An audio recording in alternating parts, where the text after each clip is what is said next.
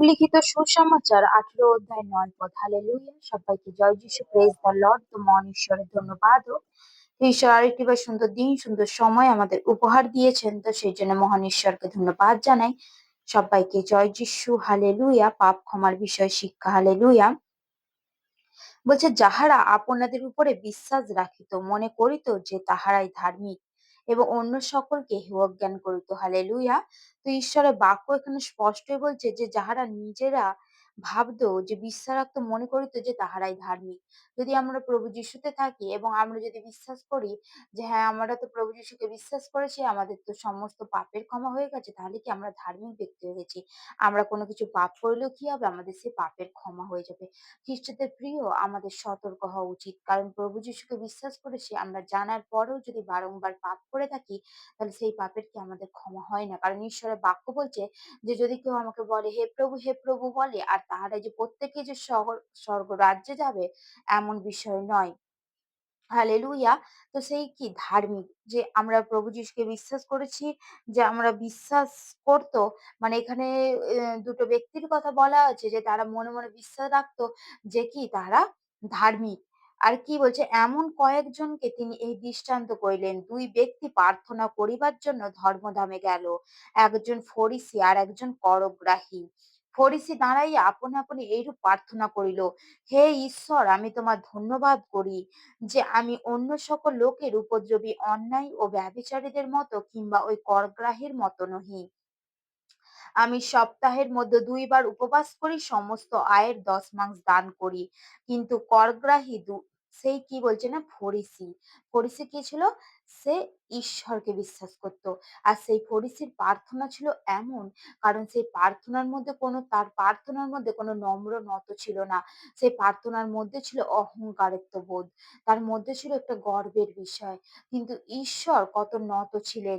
সেই ঈশ্বর আমাদেরকে সেই হিসেবেই বাক্যের দ্বারাই বলছেন যে তিনি কতটা নম্র ছিলেন এবং নত ছিলেন। বলে তিনি কি বলছেন, সেই ফরিসি ঈশ্বরের কাছে প্রার্থনা করছে যে প্রভু, আমি সপ্তাহে 2 বার উপবাস করি এবং আমি করগ্রাহীর মতো নই। সেই 2 ব্যক্তি যখন প্রার্থনা করলো, সে গিয়ে কি এরকম ভাবে বলছে। আর আমরা যদি নিচে দেখি যে কি সে বলছে, আমি সপ্তাহের মধ্যে 2 বার উপবাস করি এবং সমস্ত আয়ের 10 মাস করি। তার প্রার্থনার মধ্যে কোনো নম্রতা ভাব ছিল না। তার প্রার্থনার মধ্যে ছিল অহংকার। আর সেই করগ্রাহীও কি দূরে দাঁড়াইয়া স্বর্গের দিকে চক্ষু তুলিতেও সাহস পাইল না। সেই করগ্রাহী, সেই পাপী, সেই ঈশ্বরের বাক্যেতেও এরকম বলা আছে যে কি আমরা হয়তো ভাবছি যে আমরা খ্রিস্টদের প্রিয়, আমরা হয়তো ভাবছি যে আমরা পাপ করছি, কিন্তু আমরা প্রভু যিশুতে এসেছি, আমরা বোধহয় কি আমাদের সমস্ত কিছু পাপের ক্ষমা হয়ে গেছে, এবং যারা প্রভু যিশুকে বিশ্বাস করবে তারা বোধহয় কি স্থান পাবে না। কিন্তু আমরা যখন আমরা আগে থাকবো। কিন্তু না, খ্রিস্টদের প্রিয়, যখন আমরা প্রভু যিশুকে বিশ্বাস করি, হয়তো কি যারা অনেক পাপী থাকবে, অনেক পাপে তাপের মধ্যে পড়ে থাকবে, কি তারা হয়তো আমাদের থেকে আগে এসে যাবে। তারা হয়তো আগে এসে কি করবে, তারা আগে হয়তো স্বর্গরাজ্যে স্থান পাবে। কিন্তু আমরা হয়তো কি স্থান হয়তো লাস্টে পেতে পারি। কিন্তু তার জন্য কি আমাদের কোনো কিছু চিন্তা ভাবনা করবার আছে? না। কারণ খ্রিস্টদের প্রিয়, ঈশ্বরের বাক্য কি বলছে এখানে, যে তোমার প্রার্থনা যেন এই শিক্ষা দিচ্ছে এখানে, যে সেই নম্রতার মধ্যে হয়। এখানে করগ্রাহী কি করেছিল? সে অত পাপী ছিল, সে কি সুদখোর ছিল, সে কি টাকা পয়সা নিত।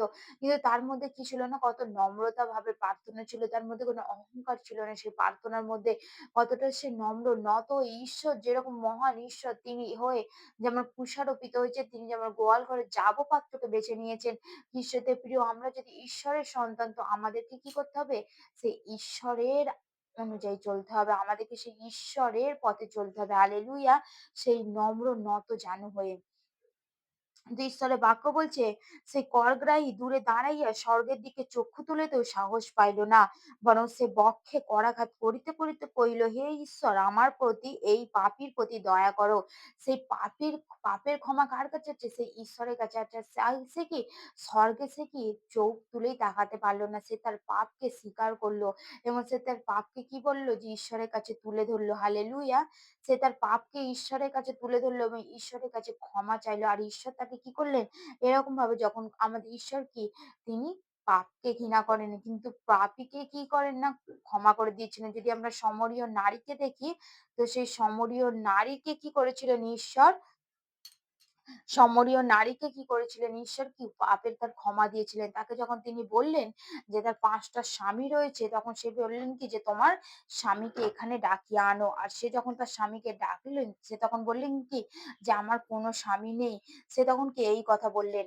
আর সেইজন্য খ্রিস্টের প্রিয়, সেইজন্য ঈশ্বরের বাক্য কি বলছে এখানে যে, সেই করগ্রাহী কি করেছিল? সে করাঘাত করতে, করতে তার বুকে করাঘাত করতে, করতে ঈশ্বরের কি করলেন? পাপের ক্ষমা চাইলেন।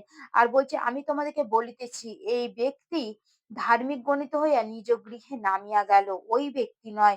কেননা যে কেহ আপনাকে উচ্চ করে তাহাকে নত করা যাইবে। কিন্তু যে আপনাকে নত করে তাহাকে উচ্চ করা যাইবে।" আমেন?